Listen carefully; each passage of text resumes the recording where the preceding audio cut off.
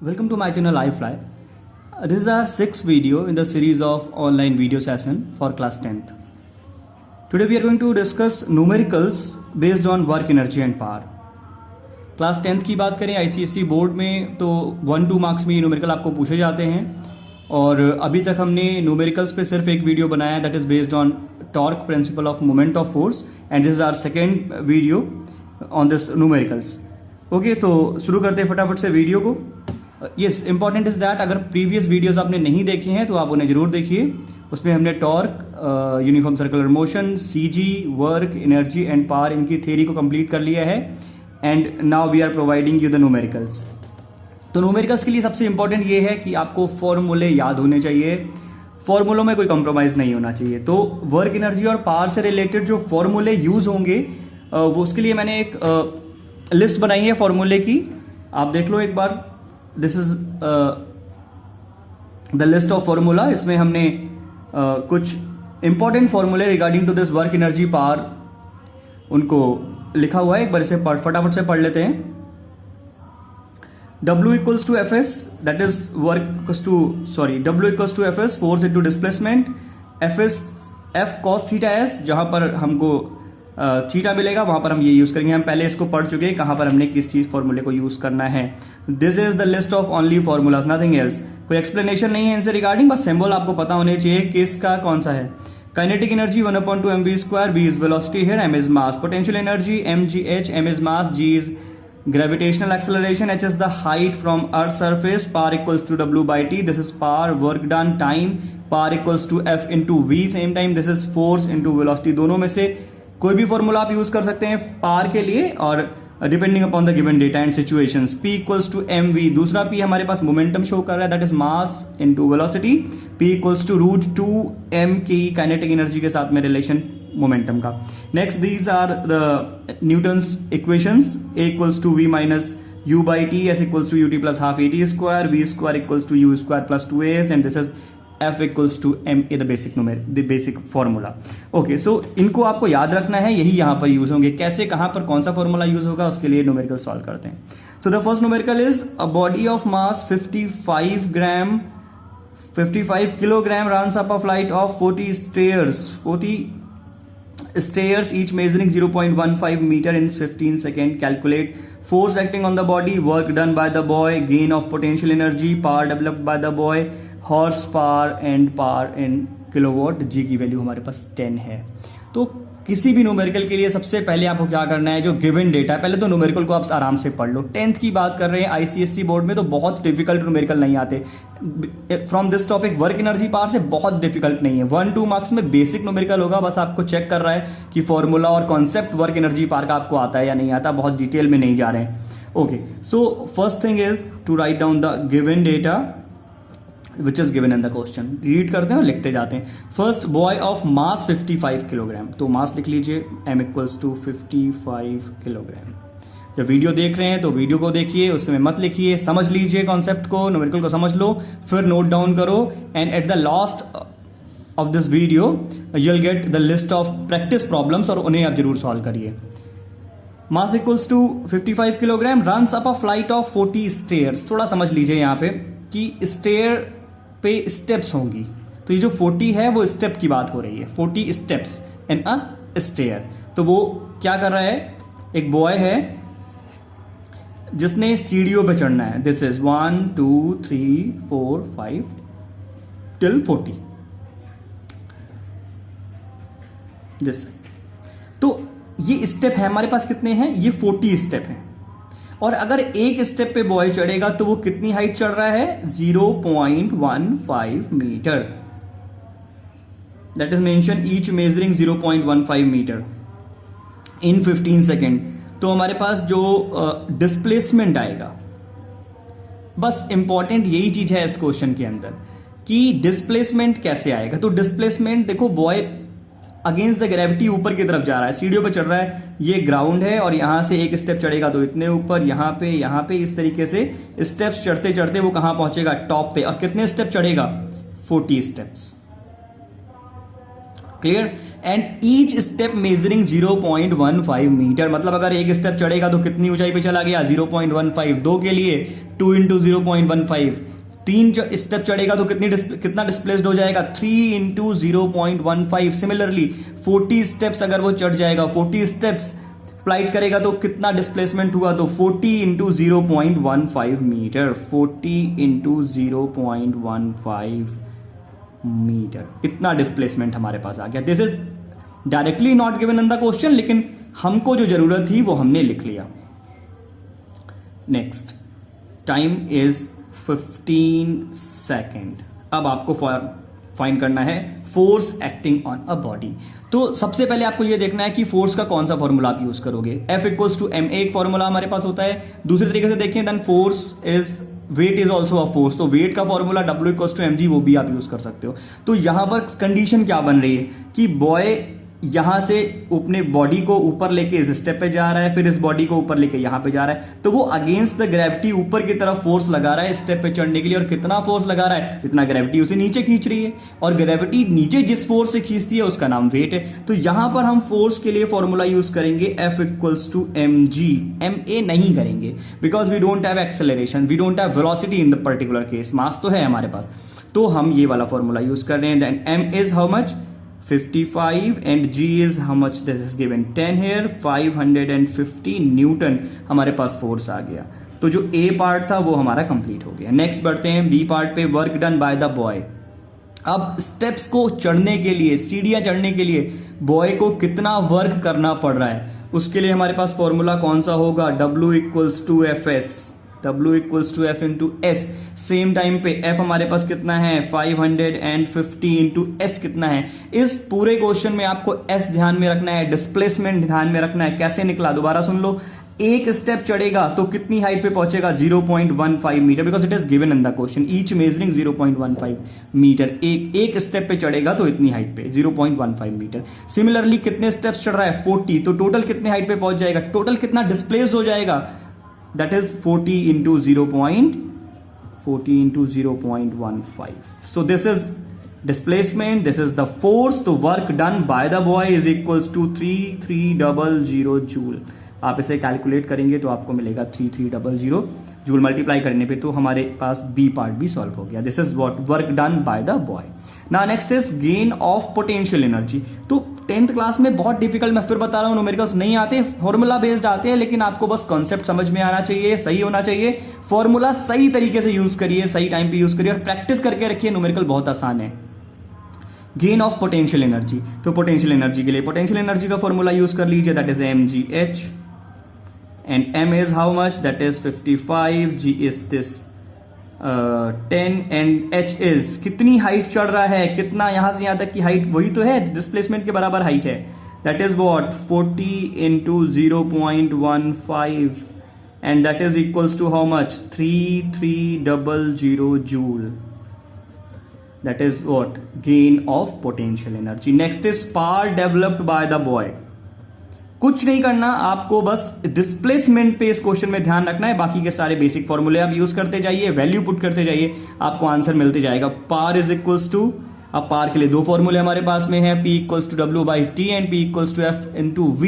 तो हमारे पास गिवन डेटा में actually we don't have this V, तो हम उसको यूज नहीं करेंगे। हमारे पास M है, S है और T है, और सेम टाइम पे वर्क डन भी हमारे पास आ गया है। So we are using this W by T is equals to 3300 by this 15 and when you'll divide the answer become 220. this is what 220 what power आपके पास में आ गई है। अच्छा, इंपॉर्टेंट चीज एक मैं आपको बता दूं फटाफट से न्यूमेरिकल के टाइम पे कि आपको यूनिट्स का थोड़ा ध्यान रखना है।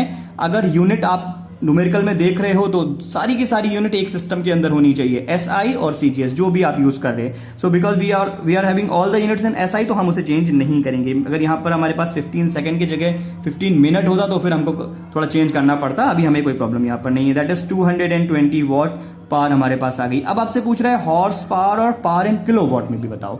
मतलब जो पावर आपके पास 220 वॉट आया है उसको आप हॉर्स पावर में चेंज कर दो, वो कितना होगा, और किलोवाट में चेंज कर दो, वो कितना होगा। तो कुछ भी नहीं करना आपको, power in horse means we are writing in this way, horse power HP is equals to 220 watt हमारा आया था। वॉट को हॉर्स पावर में चेंज करने के लिए आप डिवाइड करिए 746 से। सो 200 एंड दिस 20, 746। अभी मैं 50 से डिवाइड कर देता हूं यहाँ पे फॉर इजी कैलकुलेशन, आप 46 से ही करिए। And this is 0 and 0 cancel, it is 2.29 horse power. Okay, next this is now kilowatt. अब किलोवाट में बनाने के लिए, इसको किलोवाट में बनाने के लिए आपने क्या करना है, P इक्वल्स टू 220 अपॉन 1000 से डिवाइड कर लीजिए। तो सिंपल आपको बस कन्वर्जन आना चाहिए एक यूनिट से दूसरे यूनिट में, बाकी आपको कुछ नहीं करना। This is 0.22 kilowatt. So this is all about the numerical. हमारे पास कुछ डेटा गिवन था, उससे हमने अपने फॉर्मूले यूज किए और उन पे वैल्यू पुट करके कैलकुलेशन करके हमने जितनी भी डेटा हमारे पास पूछ रहा था निकालने के लिए, जो कैलकुलेशन करने के लिए, वो हमने सब कर दिया। इंपॉर्टेंट पॉइंट क्या है कि आप डेटा सही से लिखिए और इस क्वेश्चन के लिए डिस्प्लेसमेंट का बस ध्यान रखिए, other than everything is easy. Okay, so the second numerical is a force is applied on a body of mass 20 kilogram moving with a velocity 40 meter per second. The body attains a velocity of 50 meter per second in 2 seconds. Calculate the work done on the body. फिर से हमको work done find करना है। Situation थोड़ी सी अलग है। Last time पे हमारे पास F और S था, हमने फटाफट से वैल्यू पुट की थी और उसमें क्या था, a boy is flight over the stairs. वो स्टेयर्स पे चढ़ रहा था, स्टेप बाय स्टेप चढ़ रहा था और वहां पे अगेंस्ट द ग्रेविटी वर्क हो रहा था और वहां पर हमने कुछ लॉजिक और प्रिंसिपल्स लगा के अपना न्यूमेरिकल सॉल्व कर लिया। तो फटाफट से स्टेप नंबर 1 हमारे पास क्या होना चाहिए, दैट इज गिवन डेटा। तो गिवन डेटा लिख लो, force applied on a body of mass then m is equals to 20 kilogram. Velocity हमारे पास दी हुई है 2, तो एक को हम ले लेंगे इनिशियल, जो पहले होगी उसे इनिशियल, जो बाद में होगी उसे final. v is equals to 50 meter per second and the time is given 2 seconds. Okay, calculate the work done. आपको वर्क डन कैलकुलेट करना है, तो वर्क डन के लिए वर्क डन का फॉर्मूला यूज कर लीजिए, that is W equals to F into S। F हमारे पास है नहीं है, S है वो भी नहीं है। तो बस न्यूमेरिकल्स में एक यही प्रॉब्लम आपके पास में आएगी कि आप एक क्वांटिटी को फाइंड करने के लिए जा रहे हैं तो वहां पर आपको मिसिंग रहेगा कोई पर्टिकुलर क्वांटिटी और उसको फाइंड करने के लिए फिर दूसरे पे फॉर्मूले पे आपको बेस्ड होना पड़ेगा। This is the game only जो आपको न्यूमेरिकल्स में ध्यान देना है। और अगर आप ये सीख गए कि किस तरीके से हमको फॉर्मूले यूज करने हैं तो फिर आपको कोई प्रॉब्लम नहीं होगी न्यूमेरिकल्स में। ओके, तो F भी फाइंड करना है और S। तो F के लिए कौन सा फॉर्मूला यूज करेंगे, M इंटू A। M हमारे पास तो है, हाँ है, A नहीं है तो A हमको फाइंड करना पड़ेगा सेम टाइम, तो A भी हम फाइंड करते हैं। तो A के लिए कौन सा formula, V minus U by T, ये आपको याद रहना चाहिए। A equals to V that is 50 minus 40 upon this is 2 and 5 metre per second square. तो A हमारे पास आ गया, very simple, that is U and V and T, all these 3 are given, आपने पुट किया, 5 हमारे पास आ गया। Now F is equals to M into A, it is 20 into 5 that is 100 Newton. तो हमारे पास फोर्स भी आ गया, दैट इज 100 न्यूटन। अब हमारे पास सिर्फ एक क्वांटिटी मिसिंग है, दैट इज डिस्प्लेसमेंट। अब कहीं से आप डिस्प्लेसमेंट और ले आइए, आपका न्यूमेरिकल सॉल्व हो गया। तो डिस्प्लेसमेंट के लिए हम कहां जा रहे हैं, न्यूटन्स इक्वेशन जो हमारे पास है, S is equals to ut plus half AT square. Value फटाफट से पुट कर दीजिए, that is U is how much, it is 40, then 2 plus 1/2 into 5 into 2 2 जा 4। Okay, it is 40 and this is 80 plus it is 10 is equals to 90 metre. Okay, so it is S equals to 90 meter, so and this F equals to 100 Newton put कर दीजिए, it is 100 into 90 is equals to 9000 and this is joule। तो ये हमारा numerical number second था। इसमें हमें work done दोबारा से फाइंड करना था लेकिन थोड़ा सा लॉजिक अलग था। तो ये सारे आपको डिफरेंट टाइप्स बस देखने हैं, एक बार प्रैक्टिस कर लेंगे तो आपको न्यूमेरिकल सारे आसानी से आ जाएंगे। Okay, now we are moving to the last numerical for today itself, that is number 3।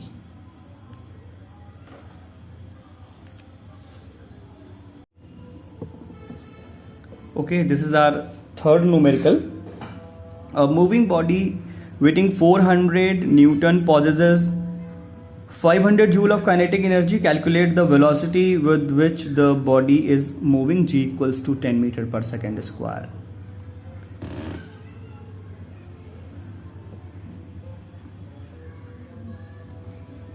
First of all, the given data. Weight is given of a body, that W equals to 400 Newton. Then possesses 500 joule of kinetic energy. Okay, kinetic energy is given 500 joule. Next, G is given 10 meter per second square and asking for calculate the velocity of a body. The V is question mark. V we are going to calculate.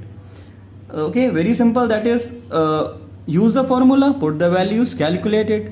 But which formula we are going to use here? This is the question only. तो बहुत सारे हमारे पास फॉर्मूले हैं, कौन सा use करेंगे? Velocity निकालना है तो आप न्यूटन्स इक्वेशन पे जा सकते हैं, वहां से आपको वेलोसिटी के फॉर्मूले मिलेंगे.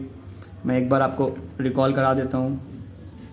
हमारे पास बहुत सारे फॉर्मूले हैं जिसमें वी आ रहा है, उन सबके पास आप जा सकते हैं और वहां से वी कैलकुलेट कर सकते हैं. लेकिन एक्जैक्टली कौन सा फॉर्मूला यूज करें कि बहुत ज़्यादा हमको लेंथी ना पड़े, तो डेटा जो हमारे पास गिवन रहेगा ना, उससे रिलेटेड हम फॉर्मूला यूज करेंगे. हमारे पास वेट है, काइनेटिक एनर्जी है, जी है और वी हमको फाइंड करना है. तो because we are having the kinetic energy और हमको वी फाइंड करना है, तो ऑफकोर्स हम काइनेटिक एनर्जी के साथ जाएंगे. So kinetic energy is equals to 1/2 mv². Clear? अब वैल्यू पुट करते हैं. 1/2 we are not having m, I think, तो m हमारे पास नहीं है और v हमको निकालना है. ऑफकोर्स k हमारे पास है, तो m के लिए अब हम क्या करने वाले हैं कि हम W इक्वल्स टू mg वाला फॉर्मूला यूज करते हैं. क्यों यूज करते हैं, कब याद आएगा? प्रैक्टिस में रहेंगे तो आपको तुरंत याद आ जाएगा कि कौन सा फॉर्मूला आपको यूज करना है. बिकॉज जब वेट हमारे पास है और मास हमको फाइंड करना है, तो एग्जैक्टली तुरंत हमें समझ में आ जाएगा कि g हमारे पास है, तो हाँ हमें m यहां से निकल सकता है. So W is how much? 400 m into this is 10, so m is equals to 40 kilogram.